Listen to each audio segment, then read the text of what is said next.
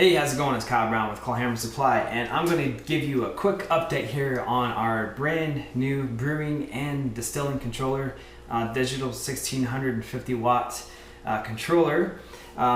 This is the final version of our controller, which has all of the features that we've talked about or alluded to actually incorporated into the device. So I'll be able to show you firsthand what this thing is going to look like. This is the final version of this controller. So let's get started real quickly here with the plug.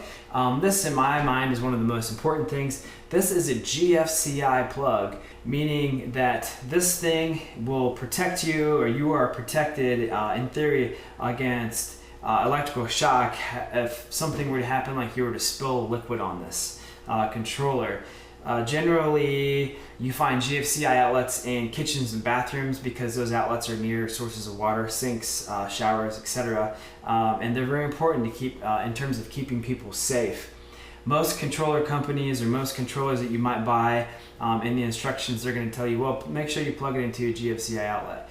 If you're brewing in your kitchen and you have GFCI installed already, which newer houses do, older houses don't necessarily have this in the kitchen, you will be protected. But like I said, if your house doesn't have GFCI in the kitchen, or if you're not brewing in the kitchen, if you're brewing in a garage or a basement, you're probably not likely going to have a GFCI outlet. The onus is on you to buy a GFCI adapter. We have to assume that not everybody is going to do that, so we just went ahead and shouldered the cost, and it wasn't insignificant, of having GFCI built into our controllers. The other thing we did to make this, I guess, more effective is that we increased the length of this cord from 6 feet to 8 feet. It's a pretty long cord, in the hopes that people aren't going to be plugging these into extension cords. A cord is going to be long enough to allow you to plug this right into the wall. And that's going to keep you safer as well. So those, right off the bat, are two very important safety features that I think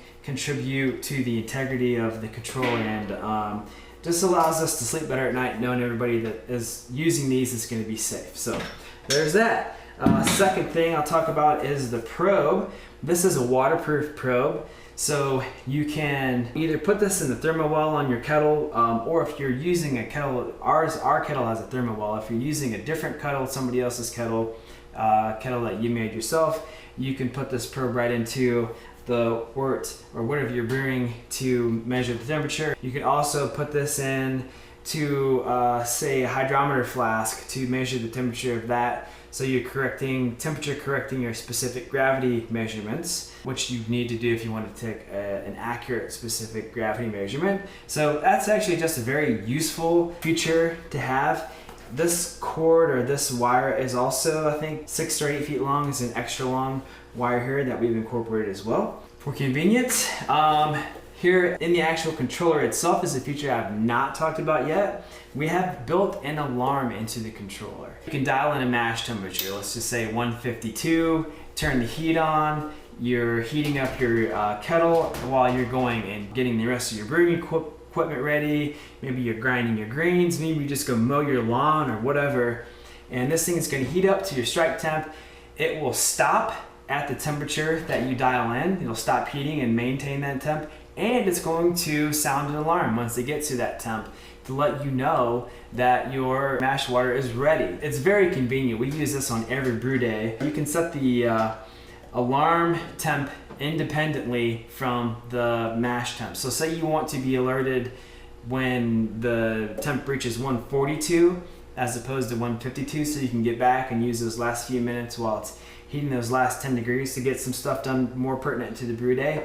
We use that as well. We have now incorporated a quick switch button between automatic and manual mode. So you can set temperature using the controller two different ways. You can dial in a specific temperature, or you can run this thing in a percent of power mode. So you can run it at 50% of max power, 75 or 100% max power. You used to have to get into the settings menu to switch back and forth between those two modes. We've built in a quick switch button here, so you can hold this button down for a couple of seconds and then it will switch you over to automatic or manual. We have dedicated heat and pump buttons which are independent from the power button, and that's really cool. You can turn the power on. It's going to tell you what your set point would be if you were heating, but you don't have to have the temp or pump on at that point. And then you can turn heat and pump on as you wish, and turn them off as you wish. And again, this is just as easy as hitting a button. Super convenient as well. This thing has turned out way better than we ever thought that it would. We've been using all the way from our first version of the prototype to the second. Now this is the final version. We've been using this controller for several months now, and we are so happy with how it turned out. I really think that this is a unique product offering. This controller is different and superior to other controllers out there.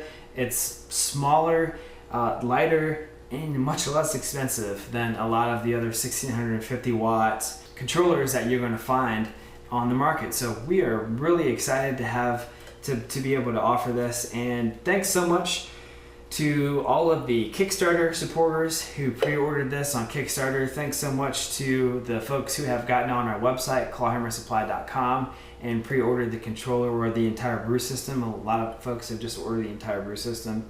We really appreciate your support. We really appreciate your business.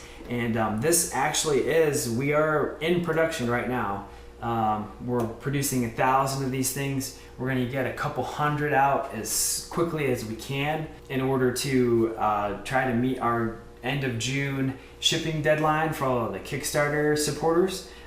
We are going to be cutting it close. If we do run over on that deadline, it's not going to be by much. We're still hopeful that we'll be able to get all these out by the end of June. So we'll keep you up to date on that. But again, thanks to everybody for your support and for your business. Keep watching our YouTube videos. We're going to keep cranking out the brewing videos, hopefully one a week. And for more information on the controller, the system, and also for more detailed information on the beers that we brew that are featured in the brewing videos, go to our website, clawhammersupply.com. You'll find a lot more information there. Thanks for watching. See ya.